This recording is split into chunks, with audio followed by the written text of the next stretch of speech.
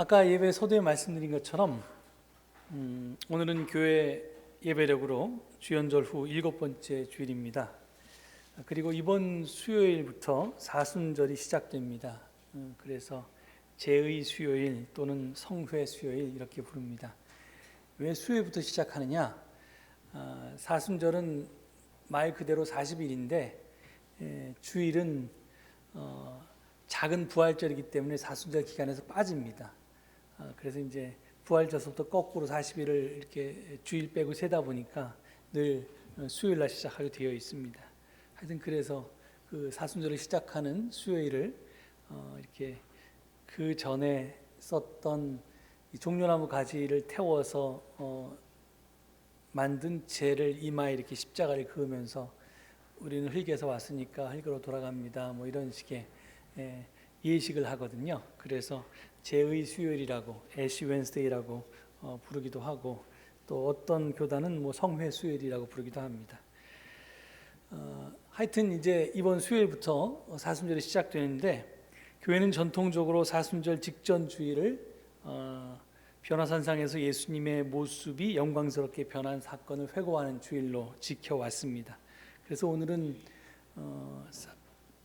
주연절 7번째 주일이자 동시에 변모 주일이기도 합니다.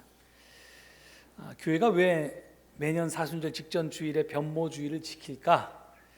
저는 그 이유를 예방주사 맞는 것이라고 설명해 왔습니다. 우리가 독감 걸릴까 봐 미리 백신을 접종받지 않습니까? 이렇게 하면 보통 독감에 걸리지 않거나 아니면 걸리더라도 살짝 앓고 넘어갑니다. 이와 비슷한 이유인데요. 이제 사순절이 시작되면 40일 동안 그리고 아까 주일을 포함하면 무려 46일 동안 우리는 예수님의 순환과 죽음에 집중하게 됩니다. 그래서 교회는 산상 변모 사건을 회고하게 함으로써 순환과 죽음 너머에 부활이 있음을 우리한테 미리 예습시켜 주는 것입니다. 즉 순환과 죽음에만 우리의 시선이 멈춰서 미처 부활을 보지 못할까 봐 예수님이 제자들에게 부활한 당신 모습을 미리 살짝 보여주신 변모 사건을 사순절 직전 주일에 지키게 했던 것입니다. 부활 없는 순환과 죽음은 희망이 없기에 끝까지 이 믿음을 지켜내기가 힘이 듭니다. 우리는 그 예를 우리 역사 속에서 수없이 반복적으로 경험해 왔습니다. 독립운동, 4.19 혁명, 6.3 시위, 5.18 민주화운동, 60 민주항쟁의 주역 중에 상당수가 변절을 해서 자기가 반대했던 편에 투항해버렸습니다. 늘 그랬습니다. 그 이유가 뭐냐면 자신이 꿈꾸었던 비전이 성취되리라는 희망을 잃어버렸기 때문입니다. 물론 이것 말고 다른 이유도 있었겠지만 가장 큰 이유는 이것입니다. 꿈을 잃어버리면 우리가 끝끝내 버텨낼 수가 없습니다. 부활에 대한 희망 없이 순환을 끝까지 참고 견뎌낸다는 것은 매우 어렵습니다. 짧게는 그게 가능할지 몰라도 길게는 불가능합니다. 간혹 그걸 견뎌내는 사람이 있습니다. 하지만 그 사람은 대부분 육체적으로나 정신적으로 깊은 병에 들었습니다. 병들지 않고 내가 그런 고난과 이 죽음의 시간을, 시련의 시간을 희망 없이 버틸 수는 없습니다. 그러니까 우리가 변절하거나 망가지지 않으려면 희망을 갖고 있어야 합니다. 이렇듯 시련과 역경 속에서도 희망을 잃지 않게 하려고 교회는 매년 사순절 직전 주일에 이 변모주일을 정해서 지켜왔던 것입니다. 우리에게 희망을 잃지 말라고 이 이유가 있는 겁니다. 마침 올해 변모주일 본문은 서신서 본문이 베드로 후서에서 주어졌습니다. 그런데 원래 성서 일과표가 제시한 본문은 우리가 읽은 것과 조금 차이가 납니다. 16절에서부터 21절까지입니다. 우리가 앞에 3절에서부터 10절까지 읽었는데요. 그 좀 몇 절 뒤에 그 원래 주어진 본문이 있습니다. 이 구절이 본문으로 제시된 이유는 베드로후서의 저자가 자기가 변화산상에서 주님의 변모를 직접 목격했다고 주장하면서 그때 들었던 음성을 말씀을 인용하고 있기 때문입니다. 제가 1장 17절 18절을 읽어보겠습니다. 더없이 영광스러운 분께서 그에게 말씀하시기를 이는 내 사랑하는 아들이요 내가 좋아하는 아들이다 하실 때 그는 하나님 아버지께로부터 존귀와 영광을 받았습니다. 우리는 그 거룩한 산에서 그분과 함께 있을 때 우리는 이 말소리가 하늘로부터 들려오는 것을 들었습니다. 이렇게 증언하고 있습니다. 그러니까 이게 마가, 마태, 누가 이 공간복음서에서 다 이 변모 사건을 증언하고 있는데 그때 하늘로부터 들려왔다는 소리, 그리고 그것을 목격한 제자들이 딱 3명인데 베드로와 야고보와 요한이 3사람인데 그중 그 수제자인 베드로가 내가 그걸 들었다, 지금 이렇게 베드로후서의 저자가 주장하는 겁니다. 하지만 베드로후서의 저자는 예수님의 수제자 베드로일 수가 없습니다. 여러 가지 이유가 굉장히 많은데요, 단 한 가지 이유만 대라면 이 문서의 저술 연대가 너무 늦기 때문에 그렇습니다. 신약성서학자 절대자수는 베드로후서가 신약성서 중에서 가장 늦게 쓰여진 문서라는 데 의견을 같이 합니다. 그 시기는 주후 120년에서 150년까지로 봅니다. 베드로의 나이가 예수님과 비슷하거나 아니면 조금 더 오히려 많은 듯한데, 그런 그가 만약에 예수님이 지금 기원전 4년에 태어났다고 보는데요, 만약에 하여튼 베드로가 그때 태어났다면 아니면 그보다 더 먼저 태어났다면 지금 주후 120년이나 150년까지 살아있을 턱이 없습니다. 그러니까 그렇게 오래 살 수가 없기 때문에 베드로일 수는 없다는 겁니다. 따라서 베드로 후서의 저자는 산상병모 사건의 목격자일 수는 없고요, 당시의 그리스도인들을 격려하고 희망을 북돋우고자 수제자 베드로의 이름을 사용해서 편지를 썼던 것입니다. 따라서 저는 이 베드로 후서의 집필 목적 자체가 변모주일의 취지와 같다고 생각합니다. 용기를 주고 격려하기 위해서 쓰여진 문서, 쓰여진 사건이죠. 그런데 오늘 읽은 부분이 베드로 후서의 집필 목적에 더 잘 부합되기 때문에 제가 좀 몇 절을 좀 앞당겼습니다. 이 베드로후서가 쓰인 주후 120에서 150년경은 예수님이 갈릴리에서 하나님 나라 운동을 펼쳤던 주후 30년경과 또 이를 계승해서 사도 바울이 로마 제국의 여러 도시에 교회 공동체를 건설했던 주 50년경과는 시간적으로 약 100년 정도의 차이가 납니다. 10년이면 강산이 변한다고 했으니까 강산이 10번 또는 그 이상으로 변했을 시간입니다. 이 긴 시간을 거치면서 당시의 교회는 두 가지 큰 문제에 직면해 있었습니다. 하나는 재림의 지연 문제였고요, 다른 하나는 세속화의 문제였습니다. 이 둘은 다른 듯 보이지만 사실은 같은 뿌리를 갖고 있는 문제입니다. 교회는 세상 속에 존재하지만 세상에 속하지 않는다고 했습니다. 따라서 제가 지난 주일에 말씀드렸듯이 세례를 통해서 이 세상에 대해서 죽고 새로운 피조물로 거듭 태어난 그리스도인들은 세상의 가치관을 추구하며 살지 않고 하나님의 나라와 그 의를 추구하며 살았습니다. 즉 로마 제국의 영토 속에서 살고 있었지만 하나님 나라 백성으로서 살았습니다. 그리고 지금 여기에서 장차 미래에 누리게 될 복된 삶을 미리 누리면서 살았습니다. 그래서 고난 가운데서도 기뻐할 수 있었고 시련 가운데서도 감사할 수 있었습니다. 그런데 한 세대가 지났습니다. 그리고 또 한 세대가 지났습니다. 그리고 또 한 세대가 더 지났습니다. 예수 그리스도와 바울 사도의 목격자들은 이미 다 세상을 떠났습니다. 그런데도 주님의 임박한 재림 약속은 이루어지지 않았습니다. 그러자 주변 사람들이 그리스도인들을 조롱하기 시작했습니다. 3장에 나와 있는데, 베드로후서 3장에 나와 있는데 3장 4절에 이렇게 되어 있습니다. 그리스도가 다시 오신다는 약속은 어디 갔느냐? 조상들이 담든 이래로 만물은 창조 때부터 그러하였듯이 그냥 그대로다. 이게 무슨 말입니까? 너희들이 바라는 새하늘 새 땅은 언제 이루어지느냐? 정말 세상이 바뀌기는 하냐? 창조 이래 언제나 그대로 아니냐? 왜 궁상맞게 그렇게 사느냐? 좀 즐기면서 살아라. 다른 사람들처럼 너도 좀 높아지려고, 가지려고 힘을 추구하면서 그렇게 살고, 네가 좀 가졌으면, 힘을 가졌건 물질을 가졌던 뭘 가졌던 하여튼 뭘 가졌으면 좀 떵떵거리면서 살아라. 인생 길지 않다.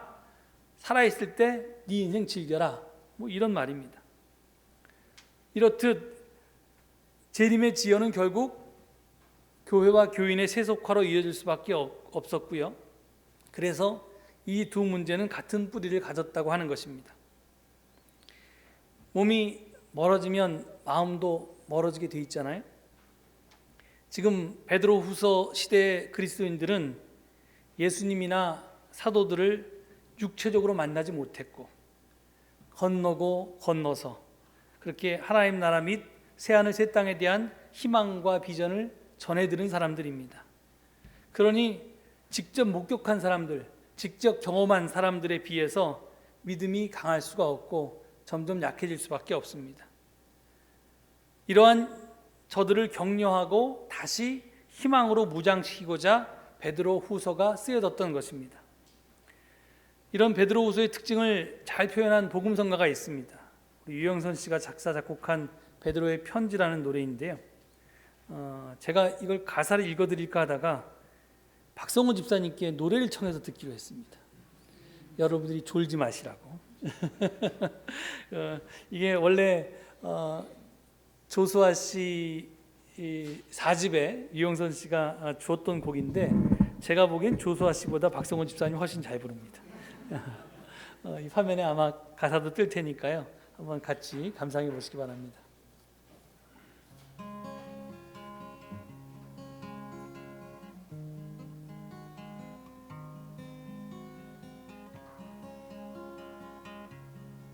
한동안 그대 곁에 시련이 오겠지요. 슬픔이 그대 곁을 떠나지 않겠지요. 주께서 남겨두신 마지막 고난의 길, 기쁘게 살아가는 거룩한 사람들 찬양합시다. 찬양합시다. 우리를 향하신 그분의 계획을 찬양합시다. 찬양합시다. 우리를 향하신 그분의 소망을, 그대의 믿음을 맑게 하시려는 숨겨진 계획 속에 그대가 있습니다. 그대의 믿음을 황금보다 단단하게 연단하시려는 계획이 있습니다. 찬양합시다. 찬양합시다. 우리를 향하신 그분의 계획을 찬양합시다. 찬양합시다. 우리를 향하신 그분의 소망을, 주님의 계획은 흔들림 없습니다. 주님의 약속은 변함이 없습니다. 주님의 계획은 흔들림 없습니다. 주님의 약속은 변함이 없습니다. 주님의 약속은 변함이 없습니다. 변함이 없습니다.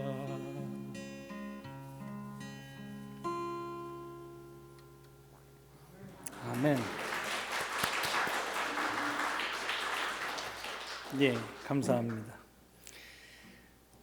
마지막 가사, 주님의 약속은 또 계획은 흔들림이 없고 변함이 없다는, 그러니 재림이 늦어지더라도 당신의 믿음 또한 변치 말고 흔들리지 말라는 그 격려의 내용이 베드로 전서와 후서의 사실은 주제입니다.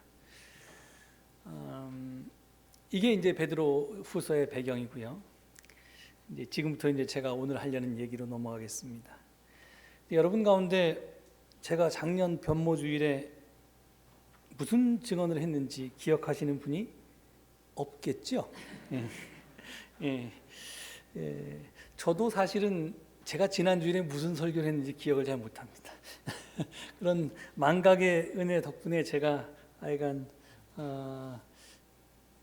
매주 증언을 이렇게 준비할 수 있습니다. 그런 저 자신과 여러분에게 감사를 드립니다.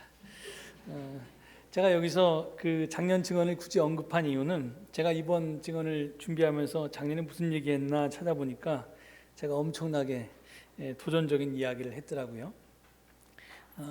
그 전 3년 동안에는 이제 복음서를 본문으로 이 변모주일에 설교를 했는데 작년서부터 이제 서신서로 넘어왔는데 작년 본문이 고린도후서 3장 12절부터 4장 2절까지의 말씀이었습니다. 그 본문에서 사도 바울은 예수 그리스도의 변모를 넘어서 우리 그리스도인의 변모에 대해서 말하고 있습니다. 특별히 주목했던 구절은 3장 18절이었습니다. 거기 보면 이렇게 되어 있습니다. 우리는 모두 너울을 벗어버리고 주님의 영광을 바라봅니다. 이렇게 해서 우리는 주님과 같은 모습으로 변화하여 점점 더 큰 영광에 이르게 됩니다. 이것은 영이신 주님께서 하시는 일입니다. 이게 엄청난 말씀입니다. 일반적으로 우리 그리스도인들은 예수님을 신이라고, 하나님과 동격이라고 그렇게 고백합니다. 그리고 영광은 신에게 속한 것이고 인간인 우리는 단지 그 영광의 신께 예배하고 경배하면 된다라고 그렇게 알고 있습니다. 그런데 바울은 인간인 우리가 주님과 같은 모습으로 변화하고요. 그리고 점점 더 큰 영광에 이르게 된다고 이렇게 증언합니다. 바울은 예수 그리스도의 변모를 넘어서 우리 그리스도인들의 변모를 주장하고 있는 것입니다. 더 놀라운 것은 그것이 일어나는 때입니다. 나중에 먼 미래 예수님께서 재림하실 때 우리의 모습이 그렇게 영광스럽게 변할 것인가? 아니면 내가 죽어서 천국에 갈 때, 내가 부활할 때, 천국에서 부활할 때 그때 그 미래에 내가 그렇게 영광스러운 모습 변할 것인가? 이렇게 생각하는데 그게 아니라는 겁니다. 그 시기는 먼 미래가 아닙니다. 바로 지금입니다. 바울이 고린도후서 3장 18절에서 쓴 변화하여라고 하는 동사의 시제는요, 과거도 아니고 미래도 아니고 바로 현재 시제입니다. 즉 바울은 우리 그리스도인들은 먼 미래가 아닌 바로 지금 주님과 같은 모습으로 변해야 한다고 그렇게 주장하고 있는 것입니다. 달리 표현하면 우리 그리스도인들은 남에게 부활한 예수의 모습으로 현현해야 된다, 그렇게 보여져야 한다, 이렇게 주장하는 것입니다. 즉 지금 당장 자기 삶으로 예수 그리스도를 재현하는 증인이 되어야 한다, 이런 말입니다. 실제로 사도 바울은 그렇게 살았습니다.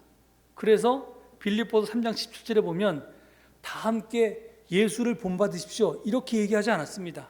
다 함께 나를 본받으십시오 이렇게 얘기했습니다. 예수를 본받는 거나 부활한 예수의 삶을 사는 자기를 본받는 거나 똑같다는 겁니다. 얼마나 자신이 있었으면 이렇게까지 얘기했을까 싶은데 바울은 그렇게 분명하게 고백했습니다. 제가 오늘 증언 제목을 하나님의 성품에 참여하는 자라고 했습니다. 본문 4절을 인용한 것입니다. 이를 토대로요, 교회는 신화의 교리를 가르쳤습니다. 여기서 말하는 신화는요, 귀신 신자에다가 될 화자를 씁니다. 그러니까 하나님이 되어간다, 신이 되어간다, 하나님을 닮아간다, 그런 뜻입니다. 실제로 초대 교부 이레네우스는요, 이렇게 말했습니다. 하나님은 인간이 신적 존재가 되게 하려고 사람으로 오셨습니다. God became man so that might become God, 이렇게 얘기했어요. 하나님이 성육신에서 이 땅에 오신 이유는 제가 성탄절 때도 그런 설교를 한 것도 같은데, 우리가 하나님께 올라갈 수 없으니까 하나님께서 우리에게 내려오셨는데, 그 궁극적인 이유는 우리를 당신 자리로 데리고 올라가려고 하는, 그러니까 우리를 신적 존재가 되게 하려는, 신의 경지까지 오르게 하려는, 그게 목적이다. 초대 교부들은 이렇게 얘기했습니다. 그리고 그런 신학적인 주장을 펼칠 수 있는 근거가 바로 오늘 본문 1장 4절의 말씀입니다. 어쩌면 불경스럽게 들리는 이 말은 바울이 고린도후서 3장 18절에서 말한 주님과 같은 모습으로 변화하여라는 말과 같은 뜻입니다. 그러니까 초대 교부 이레니우스도 또 베드로후서의 저자도 바울과 마찬가지로 주님의 변모를 넘어서 우리 그리스도인들의 변모를 주장하고 있는 것입니다.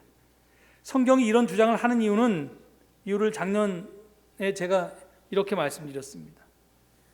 사람들이 무엇을 보고 기독교를 판단하신다고 생각하십니까? 기독교 교리를 보고 기독교를 판단합니까? 아니면 성경을 읽고 기독교를 판단합니까? 천만의 말씀입니다. 사람들은 자기 가까이에 있는 기독교인을 보고 기독교가 어떻다고, 기독교가 무엇이라고 판단을 합니다. 자기가 보아서 아는 기독교인이 곧 그 사람이 이해하는 기독교가 됩니다. 다시 말해서 우리 자신이 기독교가 되는 것입니다. 물론 머리로는 이걸 거부합니다. 머리로는 저 사람이 기독교인의 전부가 아니지 않는가라고 생각합니다. 하지만 우리의 가슴은 다릅니다. 가슴에서는 그 사람 이퀄 기독교라는 등식이 새겨집니다. 그리스도인의 변모를 말하고 있는 오늘 본문의 말씀은 바로 이런 뜻입니다. 너희가 기독교다라는 말입니다. 사람들은 나를 보고, 우리를 보고 하나님과 그리스도를 알게 될 것이라는 뜻입니다. 우리가 하나님의 얼굴이 되고 그리스도가 된다는 말씀입니다. 그러니까 똑바로 살아라고 그렇게 제가 얘기했습니다. 이게 제가 겁도 없이 이런 말씀을 드렸습니다. 이게 성도의 운명입니다. 이 운명이 너무나 버겁다고 생각되실지 모르겠습니다. 그런데 사도 바울이 늘 강조했는데, 그게 억지로 나는 그렇게 살기 싫은데 성도의 운명이 이러니 나는 그렇게 억지로 할 수 없이 살아야겠다 하는 것이 아니라는 겁니다. 저절로 그렇게 된다는 겁니다. 내가 하는 것이 아니고 성령님께서 나를 통해서 그렇게 하신다는 겁니다. 그래서 오늘 본문 3절도 이렇게 증언하고 있습니다. 하나님께서는 우리를 그를 알므로 말미암아 생명과 경건에 이르게 하는 모든 것을 그의 권능으로 우리에게 주셨습니다. 이 문장의 시제는 미래가 아닙니다. 완료입니다. 현재 완료입니다. 성도들은 이미 생명과 경건에 이르게 하는 모든 것을 하나님께로부터 받은 사람들입니다. 그 받은 은혜 덕분에, 그 약속 덕분에 우리는 세상 정욕, 세상의 풍조를 따르지 않고 하나님 나라와 그 의를 구하며 신의 성품에, 하나님의 본성에 참여하게 될 수 있다는 겁니다. 우리가 노력해서 되는 게 아니라 하나님께서 우리에게 그런 능력을, 그런 힘을 주셨기 때문에 우린 그렇게 살아갈 수 있다는 겁니다. 그럼 우리는 아무것도 안 하고 가만히 있으면 되나? 또 그건 아닙니다. 하나님께서 구원의 밥상을 다 차려주셨으니까 우리는 그 밥상에 숟가락을 얹고 하나님과 함께 밥은 먹어야 합니다. 그 정도는 할 수 있지 않습니까? 아니, 그 정도는 해야 하지 않겠습니까? 그것이 바로 본문 5절에서 7절의 말씀입니다. 그러므로 여러분은 열성을 다하여 여러분의 믿음에 덕을 더하고 덕에 지식을 더하고 지식에 절제를 더하고 절제에 인내를 더하고 인내에 경건을 더하고 경건에 신도 간의 우애를 더하고 신도 간의 우애에 사랑을 더하도록 하십시오 라고 권고합니다. 믿음, 덕, 지식, 절제, 인내, 경건, 우애, 사랑, 이것들이 베드로 후서의 저자가 우리의 신앙생활이 생활신앙이 되게 하는 수행법, 훈련법이라고 제시한 것들입니다. 이런 것들을 열심히 훈련하면 우리 몸에 배게 하면 우리가 의식하고 의도하지 않아도 저절로 내가 하나님의 현현이 되고 예수 그리스도의 삶을 재현하게 되는 열매를 맺게 될 수 있다는 것이 오늘 본문의 증언입니다. 저는 여기서 베드로후서가 말한 생활신앙 훈련법에 대해서 자세히 부연해 설명하지 않겠습니다. 그걸 넘어서서요. 그 많은 수행법이 있고 자세한 내용을 설명할 수 있겠지만 그게 아니라 그냥 이번 사순절에 우리가 실천할 주보에 나와 있는 탄소금식과 연결시켜서 좀 소개하고자 합니다. 여러분도 잘 아시듯이 지금 온 나라가 코로나19 때문에 난리입니다. 이미 지역 감염 확산 단계에 이르렀기 때문에 앞으로 환자가 기하급수적으로 더 늘어날 것입니다. 전문가들은 현재 상황을 2009년 신종플루 대유행 때와 비교합니다. 저는 그때 한국에 있지 않고 제가 귀국하기 직전이었는데요. 당시에 76만 명이 신종플루로 확진 판결을 받았답니다. 지금 뭐 100몇 명밖에 안 되는데요. 200명, 300명 정도밖에 안 되는데 그때 무려 76만 명이 받았답니다. 그리고 합병증으로 그중 270명이 죽었습니다. 사망했습니다. 근데 전문가들의 말에 따르면 다행히 이번에 유행하는 코로나19는 전염력이 그때보다 강하지만 병증은 심하지 않아서 건강한 사람은 병에 걸려도 아무런 증상도 없이 그냥 넘어가기도 한답니다. 물론 면역력이 약하거나 지병이 있는 사람들은 위험할 수 있습니다. 그러니까 예방에 최선을 다해야 할 것입니다. 근데 제가 말씀드리고 싶은 것은 뭐냐면 이 기후변화 문제는 코로나19보다 훨씬 더 심각한 문제라는 것입니다. 지구온도 상승을 1.5도 이하로 막지 못하면 인류의 생존 자체를 장담할 수가 없습니다. 27만 명이 아니라 지구 인구 전체가 멸망한다는 겁니다. 특히 우리 후세들이 받아야 할 시련과 고통은 끔찍합니다. 만약 우리가 지금 이대로의 생활 습관을 유지한다면 나만 죽는 게 아니라 남도 죽이는 일이 됩니다. 혼자 피해를 받는 것이 아니라 모두에게 피해를 주게 됩니다. 그러니 코로나19보다 더 철저하게 지구온도 1.5도 올라가는 걸 예방해야만 합니다. 여러분, 우리가 TV 뉴스에서 이 질병본부에서 당신 자가격리 하시오 그렇게 지시를 했는데 자가격리 규칙을 안 따라가지고 마음대로 밖에 나돌아다니고 사람 만나고 밥 먹으면서 여러 사람 전파시켰다는 이 뉴스 보면 화나잖아요. 밉잖아요. 그 사람. 그 사람이 다른 사람이 아니라 우리라는 겁니다. 감기 바이러스 옮기는 것 정도가 아니라 지구를 멸망시키는 일을 아무런 양심의 가책 없이 그렇게 살면 안 된다는데도 그렇게 마음대로 살고 있는 것이 우리라는 겁니다. 그래서 저는 이번 사순절에 우리 모두가 믿음, 덕, 지식, 절제, 인내, 경건, 우애, 사랑이라는 경건 훈련을 뭘로 하냐면 탄소 금식을 통해서 수행하기를 바랍니다. 이것은 하면 좋고 안 해도 되는 선택사항, 옵션이 아닙니다. 이 시대를 사는 그리스도인이라면 반드시 해야만 하는 필수 과제, 리ኳ이어먼트입니다. 그러니까 여러분 오늘 나갈 때 이 책을 다 나눠드리는데요.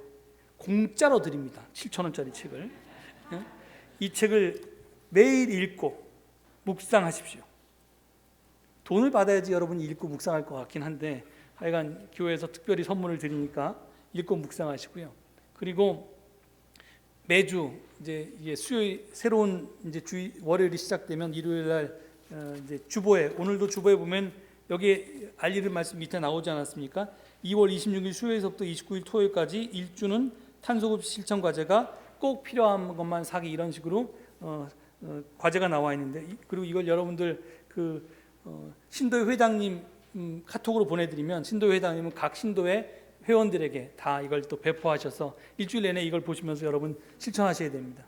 주 단위 실천 과제를 최선을 다해서 실행하십시오. 꼭 필요한 것만 사기 이렇게 되어 있으니까 여러분 생각하기에 꼭 필요하지 않는다고 생각되면 안 사셔야 된다는 겁니다. 일주일 내내 이거 훈련하는 겁니다. 그래서 이번 사순절 기간 동안에 46일 동안에 이 탄소 금식을 생활화해서 여러분의 생활 습관이 되게 하십시오. 그리고 가능하다면 이번 탄소 금식을 통해서 절약한 돈을 환경단체에 기부하십시오. 코로나19를 차단하고 예방하지 않으면 감염될 겁니다. 마찬가지로 탄소금식을 실천하지 않으면 지구 생태계는 죽고 말 것입니다. 나 혼자 행복하려는 마음과 나는 편하게 살려고 하는 그런 생활 태도는 이 세상을 지옥으로 만듭니다. 더불어 행복하기를 꿈꾸고 너를 위해서 좋은 몫을 남겨두고 고통받을 다음 세대를 고려해서 불편하지만 지금 내가 인내하면서 절약하면서 탄소금식을 실천하는 일로부터 천국은 시작될 수 있습니다. 우리에게는 위대한 꿈이 있습니다. 그것은 하나님의 성품에 참여하는 것입니다. 주님이 앞서 걸어가신 그 일을 따라 걸어가면서 우리도 흔들리지 않는 나라의 상속자들이 될 수 있기를 바랍니다.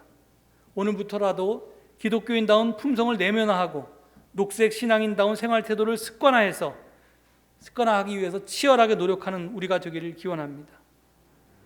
마지막으로 10절 말씀 되새기시면서 묵상하시겠습니다. 그러므로 형제 자매 여러분, 더욱더 힘써서 여러분이 부르심을 받은 것과 택하심을 받은 것을 굳게 하십시오. 그러면 여러분은 넘어지지 않을 것입니다. 기도하시겠습니다.